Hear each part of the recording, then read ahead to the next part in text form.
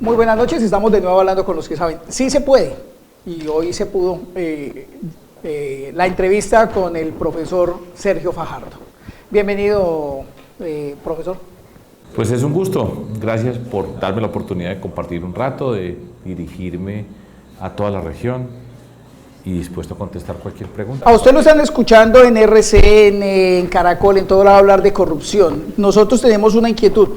¿Qué herramientas ha pensado usted implementar para poder atacar la corrupción en forma efectiva? No tiene fiscalía, no tiene contraloría, no tiene procuraduría. ¿Cómo va a hacer usted?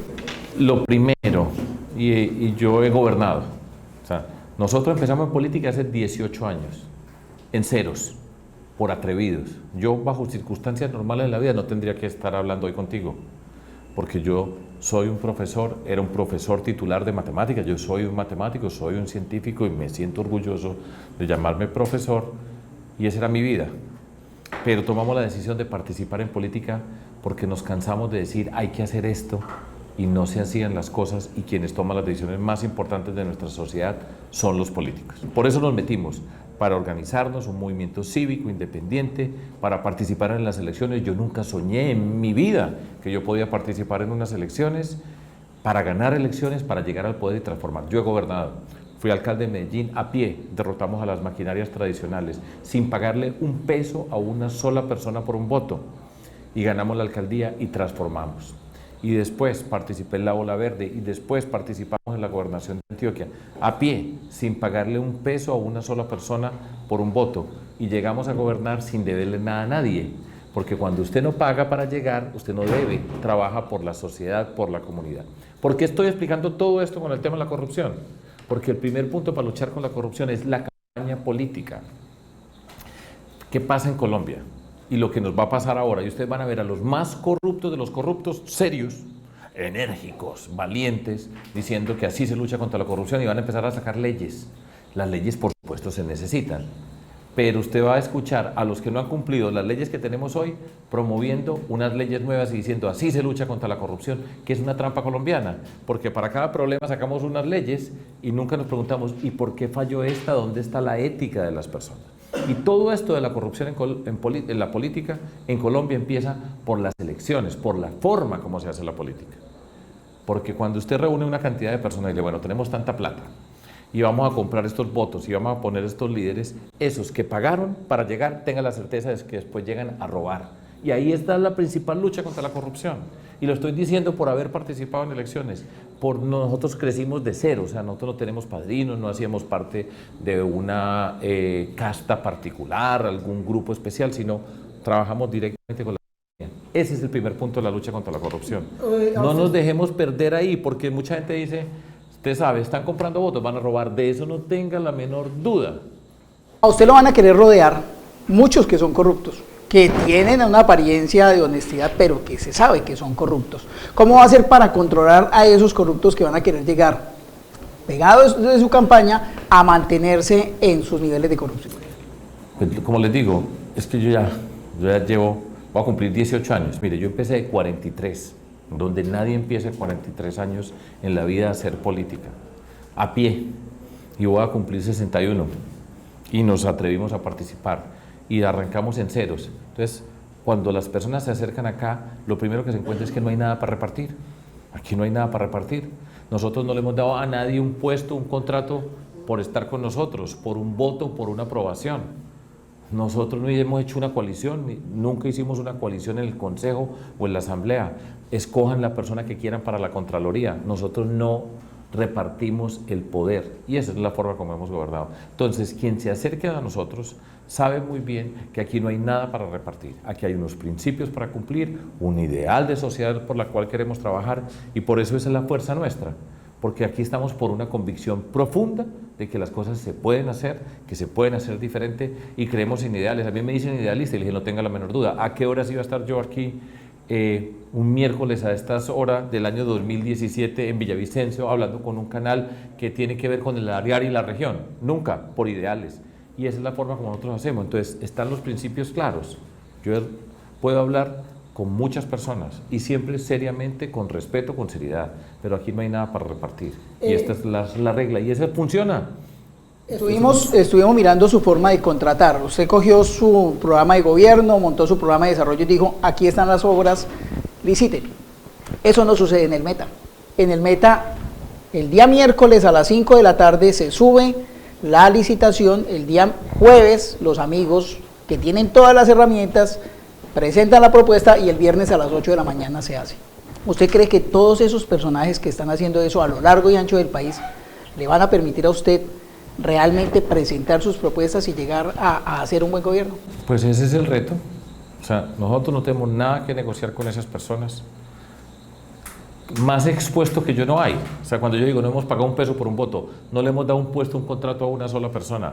Hemos sacado las mejores notas de Colombia cuando yo fui alcalde, cuando fui gobernador. Estoy hablando en plural, pero también estoy hablando con el orgullo. Más, a mí me ponen demandas, tratan de todo tipo, porque saben que somos una amenaza, porque no tenemos precio. Quería llegar a ese tema de las demandas. Entonces, pues nos vamos a enfrentar. Ahora, un enfrentamiento con nosotros, como es, nosotros no somos violentos, pero estamos hablando de unos principios y la gente sabe. Lo que necesitan las personas es que haya alternativas, porque cuando no hay alternativas, pues toca por los mismos. Entonces, el debate se convierte en quién da más. Nosotros no damos nada. Nosotros no vamos a comprar un voto en Colombia en ninguna parte. No hemos comprado ni vamos a comprar. No hay un peso para entregarle a nadie. ¿Está dispuesto a votar por nosotros? ¿Sí o no? Y nosotros tenemos que explicar por qué. Ese es el reto. Encontramos otra situación complicada y es que el hecho de que algo sea legal no quiere decir que sea justo. Directamente en el tema de la infraestructura. Obras que en lo normal podrían costar 500, 1.000 millones resultan costando 10.000. Pero cosas más pequeñas en estos pueblos que son olvidados y en consecuencia pasa lo que les da la gana. Un salón de clase resulta costando más de 240 millones de pesos. ¿Se puede desde la presidencia lograr revertir esto cuando a uno lo que le dicen es que eso es legal? Está tocando un tema serio dentro de todo este tipo de cosas. ¿Y qué tanto puede hacer un presidente? ¿Qué tanto puede hacer un gobernador? ¿Y qué tanto puede hacer un alcalde? Por eso digo yo que el tema fundamental es a qué personas elegimos. Porque si negoció para llegar, va a llegar a robar. Y entonces, ¿y cómo se roba? Es sencillo. Puestos, contratos y necesitan la impunidad, que no los cojan. Fundamentalmente eso, en muchas partes, yo no puedo comentarlo acá porque no lo conozco y sería irresponsable, necesitan una Contraloría que no vea. Y esa es la fórmula sencilla entre todo esto. Y muchas de estas cosas se hacen inflando los precios, haciendo unos procesos de licitación que favorecen a unas personas y se la roban ahí y aparentemente legal. Nosotros necesitamos, la primera condición es de qué forma nosotros asignamos recursos para que lleguen a cada lugar de Colombia. Lo primero que nosotros vamos a romper, y fíjese lo que voy a decir es, aquí se acabó la mermelada. Entonces no es que un congresista llega a donde el gobierno nacional, a usted le vamos a pagar los votos que usted puso, entonces tenga, señor congresista, que le vamos a dar toda esta cantidad de plata para que usted lleve a su pueblo. Ahí ya se perdió esa plata, se perdió una parte porque ahí es donde pasan todo este tipo de cosas. Nosotros vamos a trabajar con todos los congresistas, ese no es el problema, y hemos trabajado, y los vamos a respetar a todos, pero las reglas son estas. ¿Usted a qué le aporta? ¿Cuáles son sus intereses? Es legítimo que un congresista quiera que su región se desarrolle, ni más faltaba, pero no vamos a repartir las riquezas que van para una región, a cada uno tenga su pedazo y cada congresista se va con su pedazo para un pedacito, hace un pueblo, este alcalde es mío, así hablan, este alcalde es mío, este concejal es mío, este diputado es mío. ¿Es mío? ¿Cómo así que es mío? Nadie es de nadie en Colombia, nosotros aquí se acabó la esclavitud hace rato, pero ¿de qué manera nosotros entonces, llegan cada uno de ellos con su pedazo? Así no avanzan ni el Meta, ni Antioquia, ni Colombia cuando cada uno va con un pedazo para hacer sus cosas. Vamos a trabajar juntos, yo lo voy a respetar a usted, no tenga la menor duda. Usted tiene ideas, cuál es el proyecto de desarrollo, cómo vamos a asignar esos recursos, y ahí ya empezamos a cambiar. Todo eso es una cadena, pero lo que pasa es que cuando usted pone al líder de los corruptos a manejar las cosas, pues imagínese qué va a pasar. Vamos rompiendo ese tipo de cosas. Hay gente que me dice, pues eso es imposible. ¿Imposible? No es imposible, eso es lo que nos hacen creer a nosotros. Entonces dice, no, es que si usted no tiene plata ni venga porque a la gente pobre hay que pagarle. Perdóneme, nosotros reconocemos algo fundamental y es la dignidad de cada persona. Nadie tiene precio en Colombia por humilde que sea. Y por eso le decimos, no vote por una persona que le ofreció algo a cambio de su voto. ¿Eso se puede hacer? Pues nosotros lo hemos hecho y en muchas partes de Colombia se ha hecho. Ese es el reto, es un reto político. Por eso somos una amenaza, porque yo estoy hablando de esta manera. Entonces, ¿somos una amenaza en qué sentido? Pues en el sentido de decir, mire que hay otras alternativas. Cuando aparecen alternativas, la gente responde. Y ese es el reto en que estamos nosotros hoy. Tenemos adicionalmente una fuerza grande tratándolo de ubicar a usted en un lugar o en el otro. Algunos lo quieren volver uribista, otros lo quieren volver santista, otros dicen que es totalmente de izquierda. Yo no pude encontrar un punto para usted. Dije, es un centro, pero es un centro que atrae a los demás. ¿Cuál es su posición política frente a lo que debiera ser la Colombia ideal? Pues mire, lo primero que nosotros hacemos, pero voy a hacer una observación porque a mí me llama la atención esto. Nosotros somos una expresión política del siglo XXI. Hace rato pasamos por esa forma de dividir entre izquierda y derecha, que tienen que tener a las personas encasilladas y metidas dentro de un pedacito para ver qué piensan. Nosotros tenemos principios, enfrentamos unos problemas, resolvemos los problemas y somos coherentes en esa forma de hacer las cosas. Entonces, por eso no nos pueden clasificar. Entonces, unos me dicen guerrillero, porque estoy a favor del acuerdo de paz, porque creo profundamente en el avance de ese acuerdo de paz, con las dificultades que tiene, entiendo muchas de esas dificultades. Entonces, para uno es guerrillero, para el otro es neoliberal, y se la pasan en esas discusiones, y por eso es que no escuchan lo que nosotros hemos hecho, cómo se hace la política. Primero, la forma de la política, no se nos olvide eso nunca, de qué manera llegamos al poder, porque eso determina qué somos, cuáles son los principios, y eso se convierte en transparencia. La transparencia es el antídoto más poderoso para luchar contra la corrupción, que lo que nosotros hacemos se vea, porque lo que hacen, la transparencia, recuerden que lo opuesto de transparencia es oscuridad, y precisamente los corruptos lo que necesitan es oscuridad, que no se vea, que se enreden las cosas, distraer las miradas, no dejar que el periodismo mire con rigor qué está pasando, comprar periodistas, tener muchas cosas de esa naturaleza. Primero, transparencia. Y después que usted tiene transparencia, nosotros le vamos a apostar al talento de las personas y de las comunidades. Nosotros llevamos décadas en Colombia con guerrilleros, paramilitares, narcotraficantes, ilegales y corruptos. Y entonces en el meta estaban, en una parte, poderosos los guerrilleros, después los paramilitares en otra parte. ¿Y quién paga la cuenta? Pues las personas humildes del meta. Ni paramilitares ni guerrilleros son la solución de nuestra sociedad, somos nosotros. Y nunca nos han dejado que sea la inteligencia y la capacidad de la gente la que se exprese. Y nosotros queremos apostarle a eso. Y estoy hablando desde la experiencia personal. Yo soy privilegiado de esta sociedad. Yo nací en unas condiciones especiales por razón del lugar donde yo nací. Y lo que estamos luchando es que que toda persona tenga las oportunidades independientemente de dónde nació.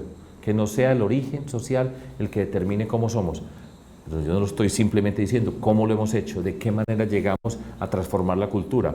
Le apostamos a la capacidad de la gente cuando hacemos un presupuesto participativo, cuando estamos apostando a las becas, cuando estamos apostando de la innovación, el emprendimiento. Y a mí me ha tocado desde la alcaldía de Medellín y después la gobernación de Antioquia entender un mundo rural de una manera diferente y empezar, y por eso vamos recorriendo todo Colombia.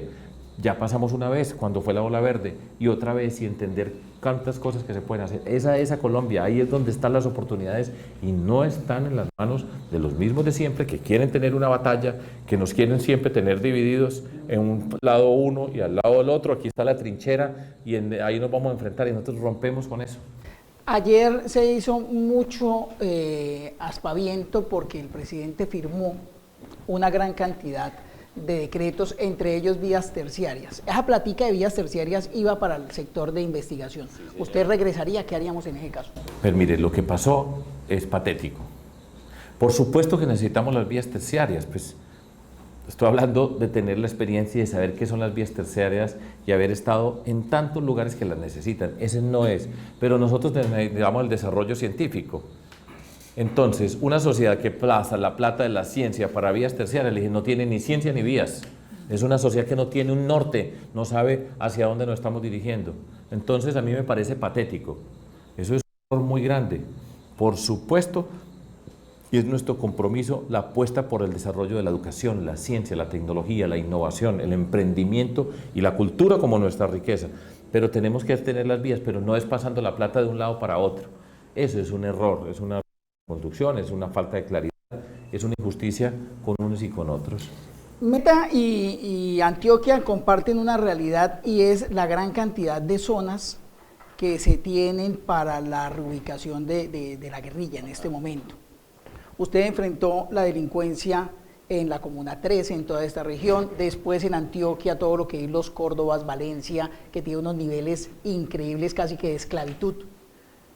¿Qué se puede hacer desde la presidencia para corregir finalmente esa problemática de violencia? Pues tenemos que hacer muchas cosas. Hay algo que no se habla en Colombia, y estoy hablando desde nuestra experiencia. A mí me tocó como alcalde de Medellín, en ese entonces el presidente era Álvaro Uribe, él hizo un acuerdo con los grupos de autodefensa y paramilitares, se desmovilizaron, yo no estaba de acuerdo, pero una vez que lo hicieron, en el sentido de, ahí están desmovilizados, nosotros decimos nos vamos a comprometer con la reinserción y avanzar en el proceso de reinserción. Difícil, dificilísimo. Pero lo hicimos con seriedad, con Luis Carlos Restrepo, con el gobierno nacional. Pues aquí estamos y es para construir, para dedicarme yo a destruir, tiempo sobra, y cómo avanzamos dentro de todas estas cosas. Y hay algo que no se menciona y es, hay unas personas que están en este mundo de la ilegalidad, la criminalidad. En una negociación lo que se hace es que los que estaban adentro se salgan, pero siempre tiene que mirar usted y los que estaban a punto de entrar, ¿dónde están? Aquí hay una política de prevención y es una política que hay que mirarla con mucho detalle, dónde están todas esas personas. De eso no se está hablando en Colombia hoy. Para nada se está hablando de los que están a punto de entrar, porque es que entraron unos por unas razones, pero aquí hay otros que están a punto de ocupar esos espacios y si no miramos, te saque los que están adentro, pero los que están a punto de entrar, que no entren, porque después va a volver a repetir la misma historia. Un gran proyecto de prevención de la violencia en Colombia, que tiene una gran componente, por supuesto, la educación. ¿Dónde tiene que estar un muchacho, una muchacha de 17 años? Estudiando, aquí o en Finlandia. ¿Y de qué manera hacemos programas especiales para prevenir la violencia? Eso hace parte de lo que nosotros tenemos que hacer para avanzar en Colombia. Y eso, pues nosotros lo hemos hecho y estoy seguro que se puede hacer. Al mismo tiempo hay que garantizar que estos no regresan, hay que ocupar los espacios, la seguridad ciudadana. Si ya teníamos nosotros una seguridad que durante décadas estuvo marcada por el conflicto con unos guerrilleros que en principio tenían un origen político, ese capítulo se cierra. Ya no es un problema político, ideológico, sino cómo garantizamos la seguridad de la ciudadanía. Y eso tiene que ver con temas, no sé cuál sea la dimensión, porque aquí hay unos índices muy altos de violencia en el Meta. Pero de qué manera nosotros estamos luchando contra la extorsión, el microtráfico y toda esa delincuencia que va creciendo en diferentes partes. Nosotros tenemos que enfrentar eso y reconocerlo. Y es una seguridad que no es una confrontación ideológica, sino una necesidad de cada persona, que un campesino pueda trabajar, porque vamos a hacer esto de pasar de lograr que las FARC se desmovilicen y que se avance en el proceso de paz con las dificultades que tiene, ojalá con el ELN, pero otros van a ocupar ese espacio y ese es uno de los retos grandes. Ese son tipos de medidas que hay que hacer y eso requiere claridad del gobierno. Tiene que tener, además, el gobierno tiene que explicar. Yo soy un profesor y creo en el poder de la explicación. Aquí les estoy explicando a ustedes. Explicación de cómo entender este mundo, por qué las cosas. Y si no se explica, la gente se imagina y después llegan otros y dan otras explicaciones. Y ese ha sido un gran lunar del gobierno nacional, no hacer la pedagogía, que significa explíquele a cada persona por qué tiene sentido para el Ariari apostarle a la paz. Y lo mismo a Puerto Gaitano, Puerto López o en Casanare o en La Guajira. Eso es parte de gobernar, de explicar, mostrar las bondades de las cosas. El tema de la salud, sobre todo con los indígenas. Le dicen a una EPS tenga 100.000 millones, administrenlo, ellos gastan 100 y los otros quedan guardados. Entonces un éxito para la empresa, pero un fracaso para la salud de la gente. ¿Cómo va a tocar ese tema de la salud, que es un tema que ya está privatizado y que está generando un daño? Mire, voy a usar la semana pasada, a mí me mostraron una canción con un video que decía Despacito. Yo nunca había oído eso, sinceramente, yo no había... ¿Ustedes la han oído? Una canción que hay. Insoportable, ya está, bueno, tanto sonar. Entonces, pero yo no sabía, entonces yo decía, ¿pero de qué se ríen cuando hablan de Despacito? Y le dije, ¿pero qué tiene gracioso decir Despacito? Pero vamos despacito. ¿En qué sentido? No en el de vamos a bailar, sino es decir, mire, estamos pasando una primera vuelta, escuchando. Es muy importante escuchar. Porque nosotros rompemos con esa estructura de la política que llega a cada lugar. Un político tradicional, ¿qué pasa? Llega a un lugar y sabe cuáles son las necesidades del lugar, es muy fácil. no está el acueducto, el hospital no existe, esta vía se necesita y 3 o 4 cosas. Entonces llega el político, reúne a unos politiqueros de allá y llega el político y dice, yo voy a resolver el agua, el hospital y tal cosa. Toda la gente dice, nos va a resolver nuestros problemas. Chao, dice, hasta luego. Y después no cumplen. Yo recuerdo una frase que es vergonzosa, pero la escuché desde niño. Todos son iguales, prometen y no cumplen, todos son ladrones. Y nosotros tenemos que romper con eso. Primero escuchar.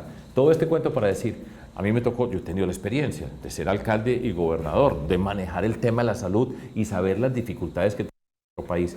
Pero ese es un tema que cuando yo hable de salud, está desde la experiencia, pero lo tenemos que pensar muy bien, porque es un lío en el sentido de que tenemos muchas dificultades. Sin duda que la corrupción ha sido un factor que ha aumentado las dificultades de la salud en Colombia, como nos han robado las oportunidades para la gente en el mundo de la educación, pero yo cuando hable de salud lo voy a hacer después de, tenemos que trabajar, nos tenemos que sentar, recoger la experiencia, sé mucho, porque me ha tocado vivirlo, pero cuando hablemos es para presentarlo con todo el rigor, entonces por eso digo despacio. El tema minero, ¿cómo lo va a manejar? Porque estamos hablando de que necesitamos el petróleo para contener recursos, pero también la gente está día a día presentando opciones para decir aquí no queremos petróleo, por ejemplo. ¿Cómo va a manejar ese tema minero? Ese tema, yo creo en la consulta para la ciudadanía para tomar decisiones sobre lo que ocurre en sus comunidades. Yo no tengo la menor duda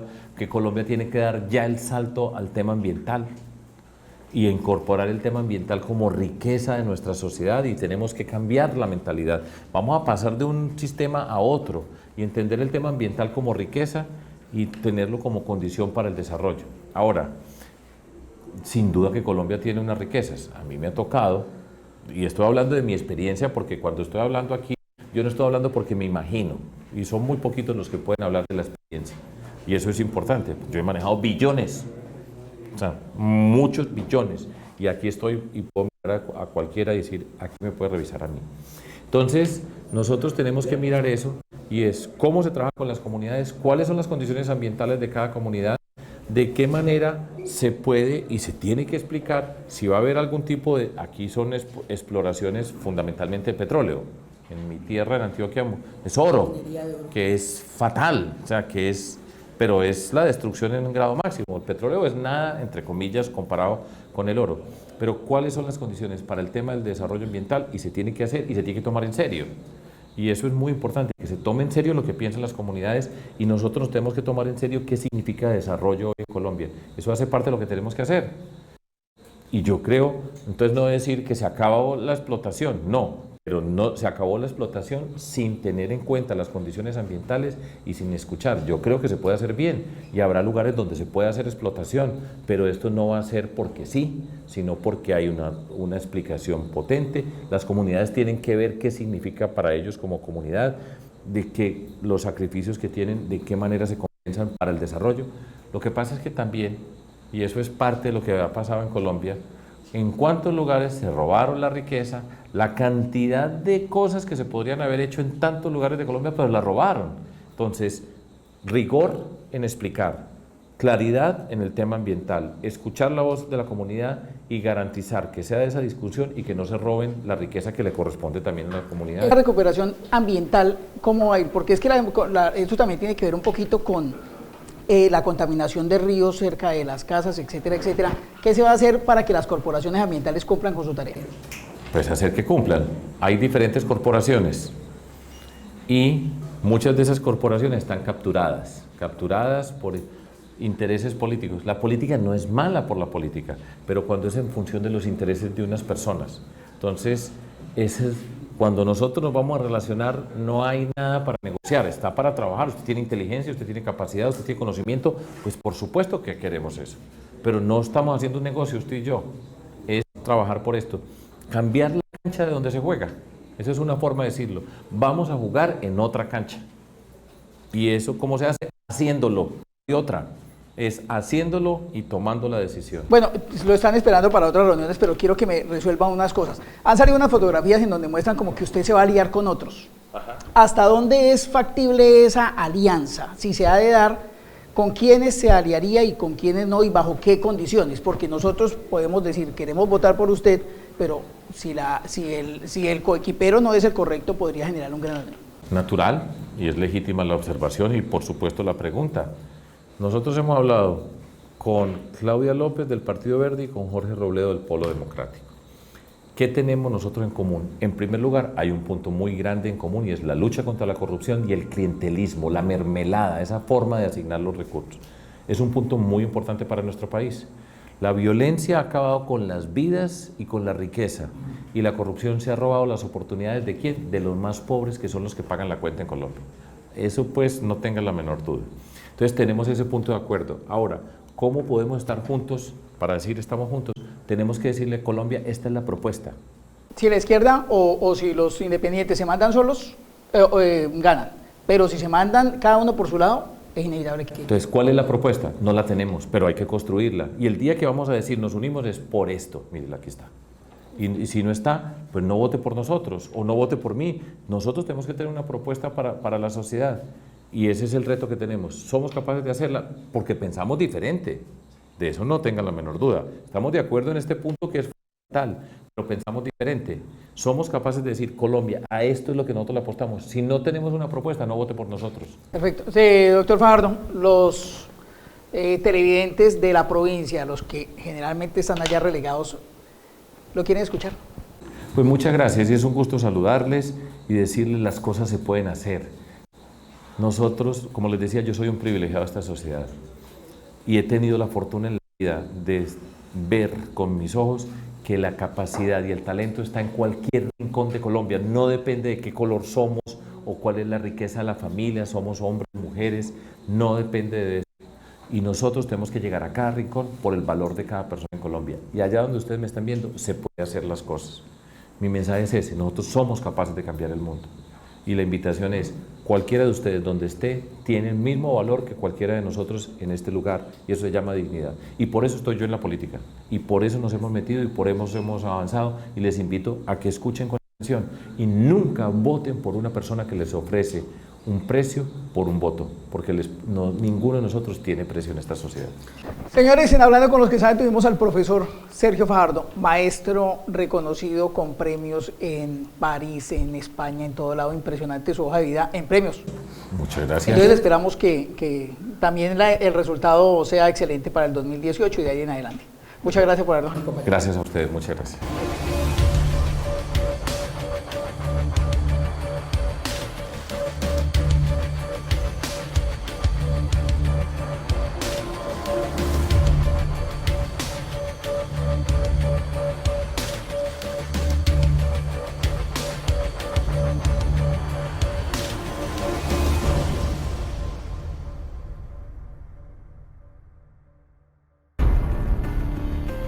Después vamos profundizando. Pero muchas gracias porque todo esto también, mire, yo voy por todas partes. Yo trabajé en radio, Caracol, en televisión, sin ser periodista, porque yo siempre digo, yo no soy periodista, yo soy profesor en todas partes, dentro de todas esas cosas.